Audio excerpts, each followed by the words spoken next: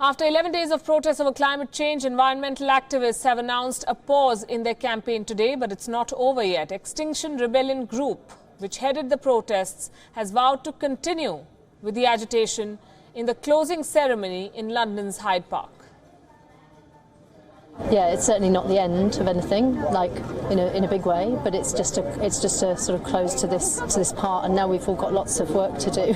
Unfortunately, but lots of people need a rest, and then there's lots of work to be done, going back to communities, talking to broader base of people. Hopefully, after we've had all the media attention, and people organising around the country and around the world.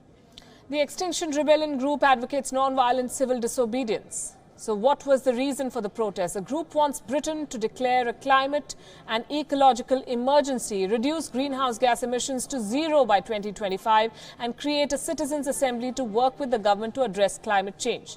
The protests disrupted normal life in London. Police have arrested more than 1,100 protesters in the last 11 days. Now, you may wonder why the police arrested people who want to force the government to take a decisive stand on an issue that matters to the entire world. Because these protesters targeted the financial hub of London. These protests were a spectacle. They wore LED signs reading "Climate Emergency." They blocked the roads. They obstructed train carriages.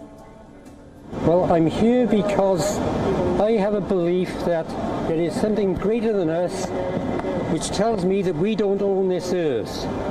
So I am just not accepting that we treat it as though it is our just property to do with what the heck we like.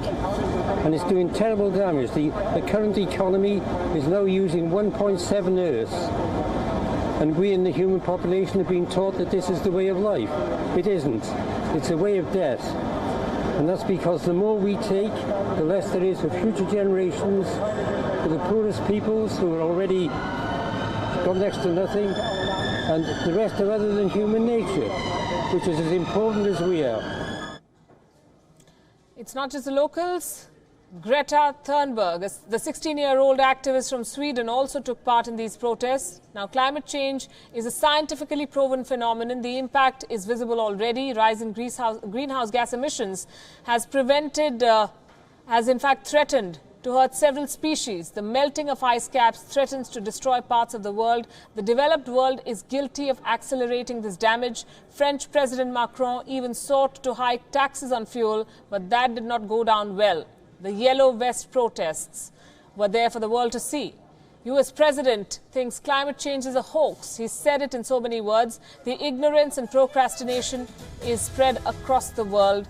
Here it's important to know who the contributors are. A list compiled by Carbon Brief shows that the US leads the pack of those who are behind climate change. It's followed by Russia, China, Germany, the UK, Japan, France, Canada, India and Poland.